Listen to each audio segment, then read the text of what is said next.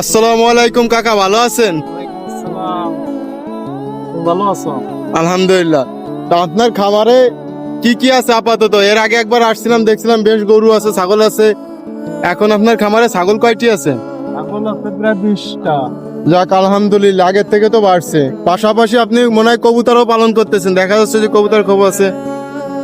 তারপরে গরু আছে, জি আলহামদুলিল্লাহ।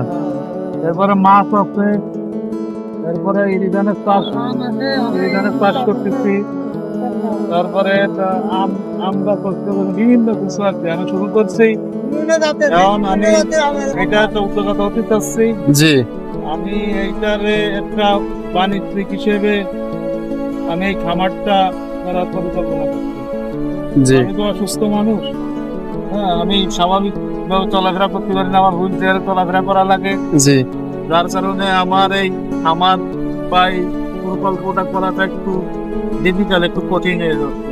তারপরে আমি আশা ছাড়ি নাই, হ্যাঁ, আমি ইনশাল্লাহ জি আমার সর্বোচ্চ দিয়ে চেষ্টা করতে, যাতে আমি খামারটারে সুন্দর করে একটা অবস্থান নিতে পারি।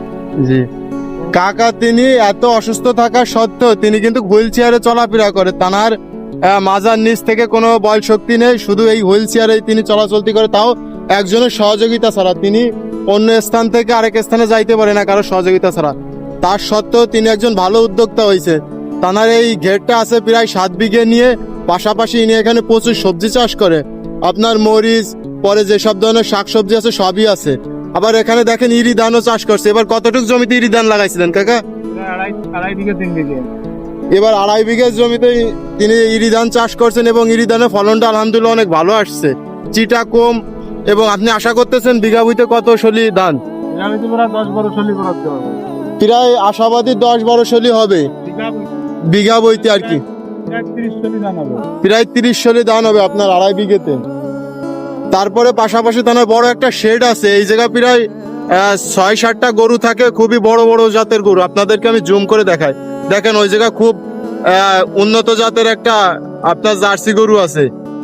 এবং ওর মারও প্রায় দুধের রেকর্ড ছিল প্রায় 10-12 লিটার। পাশাপাশি এখানে বিলাক বেঙ্গল, হরিয়ানি, তুতাপুরি, হ্যাঁ, পরে করাস ছাগল, অনেক ধরনের উন্নত জাতের ছাগল আছে। তিনি একজন ভালো উদ্যোক্তা এবং তিনি উদ্যোক্তা হইতে চান।